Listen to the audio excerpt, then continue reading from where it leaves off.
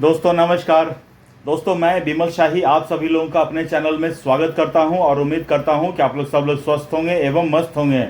सभी राष्ट्रवादियों और सनातनियों से ये निवेदन रहेगा कि आप लोग मेरे चैनल को सब्सक्राइब कर लीजिए और वीडियो को लाइक एवं शेयर भी कीजिए। दोस्तों हम लोग बात करेंगे उत्तर प्रदेश और योगी आदित्यनाथ के बारे में, उनके शासन के बारे में। दोस्तों अभी जो राजनीतिक घटना घटी है या फिर जो दुर्घटना घटी है यूपी में, वो इस प्रकार से है कि बकरीद वाले दिन एक असद नाम का लड़का था।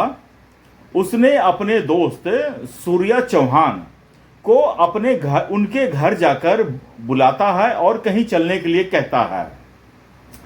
तो सूर्या जो है असद के साथ जाने को तैयार हो जाता है और आगे चलकर उन दोनों के बीच क्या बातचीत होती है, क्या बहस होती है, किस बात का आर्गुमेंट होता है, इसकी जानकारी किसी को नहीं है।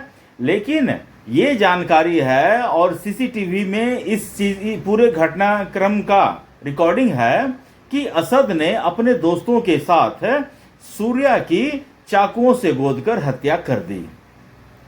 सूर्या की उम्र करीब 17-18 साल की रही होगी। असद की उम्र भी उसी के आसपास रही होगी, क्योंकि दोस्त थे दोनों, तो सब एक ही एज ग्रुप के रहे होंगे। अब जब सूर्या के हत्या की खबर उनके परिवार वालों को पता के ऊपर बीती, तो किसी भी जवान बेटे की किसी की हत्या हो जाएगी तो उसके ऊपर क्या बीतती है ये मैं अच्छी तरह जानता हूं, क्योंकि मैं इस रास्ते से गुजर चुका हूं। वो रात एक रात मैंने भी वो रात देखी है जब मुझे भी इस तरह की खबर आई थी।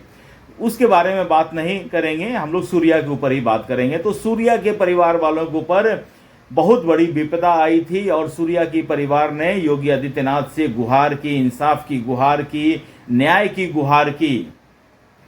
और योगी आदित्यनाथ के लिए एक बहुत बड़ा ये चैलेंज आ गया कि यूपी में आप अगर क्राइम करते हैं, तो योगी आदित्यनाथ ने खुले मन से कई बार ये समझा चुके हैं कि अगर आप ये सोचते हैं कि यूपी में आप क्राइम करके निकल जाओगे तो ये आपकी गलतफहमी है। अगर आप यूपी में क्राइम करके भागने की कोशिश करोगे तो अगले ही चौराहे पर यमराज खड़े मिलेंगे। ये योगी आदित्यनाथ का साफ और स्पष्ट संदेश है।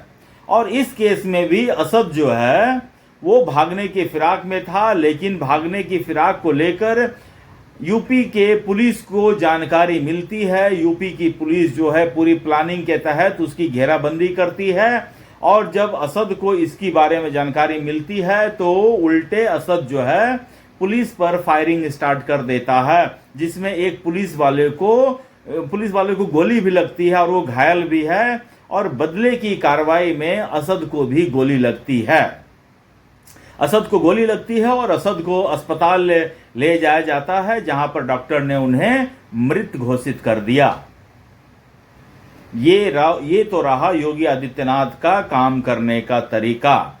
यहां एक्शन हुआ नहीं कि उधर रिएक्शन हो जाएगा।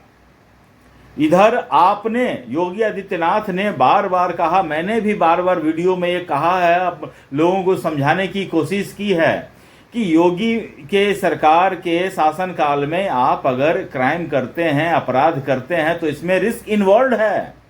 और इसके बावजूद भी अगर आप क्राइम करते हैं तो आप उस रिस्क को समझिए, तब आप कोई अपराध कीजिए। असद लगता है कि वो भूल गया कि अभी यूपी में किसका शासन है और प्रशासन किसके अंतर्गत काम कर रहा है, और उसने अपने ही दोस्त को घर से बुलाकर हत्या करने का जघन्य अपराध है, मैं इसे जघन्य अपराध कहता हूं, रेयरेस्ट ऑफ द रेयर। उसने न सिर्फ एक इंसान की हत्या की, बल्कि उसने दोस्ती की हत्या की, मानवता की हत्या की। और दोस्ती के नाम पर ऐसे लोग कलंक हैं और कलंक को योगी आदित्यनाथ ने मिटा दिया।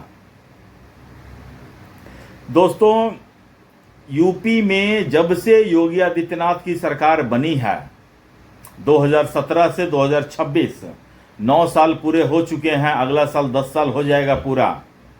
17,000 से ज्यादा इनकाउंटर हो चुके हैं। मतलब समझ लीजिए कि करीब पर डे 1.5 से 2 इनकाउंटर हो रहे हैं।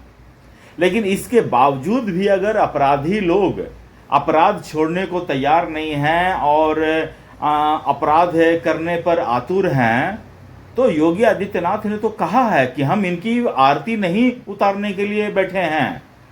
विपक्ष के नेता कितना भी कहते रहे, लेकिन योगी आदित्यनाथ इस मामले में, लॉ एंड ऑर्डर के मामले में, जीरो टॉलरेंस की नीति को अपनाकर चलते हैं। यहां आपने अपराध किया, उधर अगले मोड़ पर पुलिस आपको एनकाउंटर करते हुए दिख जाएगी। इसके लिए आप कुछ भी बोलते रह जाइए, करते रह जाइए, लेकिन यूपी में law and order first priority है योगी आदित्यनाथ का। तभी तो अगर लॉ एंड ऑर्डर सही नहीं रहता तो आज यूपी में इतने ज्यादा विकास नहीं हो पाते। आज जो यूपी जो है पूरे भारत का ग्रोथ इंजन बना हुआ है, ऐसे ही नहीं बना है।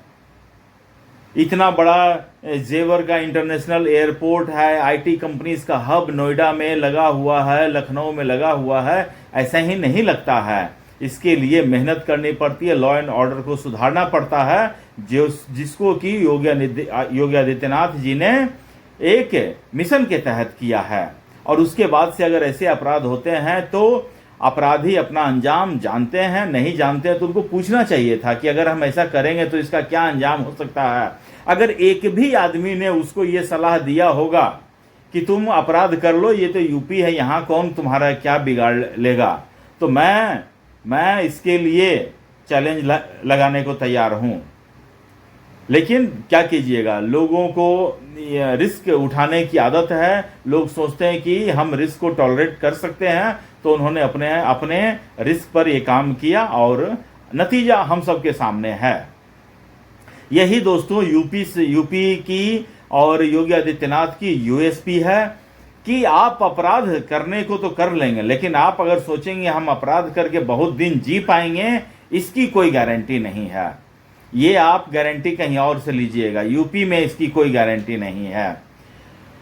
तो दोस्तों मुझे लगता है कि जो सूर्या जो अब इस दुनिया में नहीं रहा, उसको तो वापस लाया नहीं जा सकता है, और जिनका परिवार का बेटा गया है उनको किसी भी तरह से ये सांत्वना भी नहीं दी जा सकती है कि हत्यारा अब आपके बेटे का हत्यारा जो इस दुनिया में नहीं रहा। लेकिन अभी तत्कालिक रूप से उन्हें थोड़ी सी मरहम तो लगी होगी। काश ऐसा हर जगह की पुलिस ऐसा कर पाती, काश ऐसा ही मरहम जो है हर जगह की पुलिस जो पीड़ित परिवार वाले हैं उनके साथ करवा पाते, काश ऐसा हो पाता। तो दोस्तों मुझे आज इतना ही अपडेट देना है। आप लोग मुझे बताइए कमेंट करके कि यूपी सरकार का ये जो एक्शन रहा, आपके उसके ऊपर क्या कहना है, कमेंट करके बताइए। और अपना ख्याल रखिए, स्वस्थ रहिए, मस्त रहिए। तब तक के लिए नमस्कार, बाय।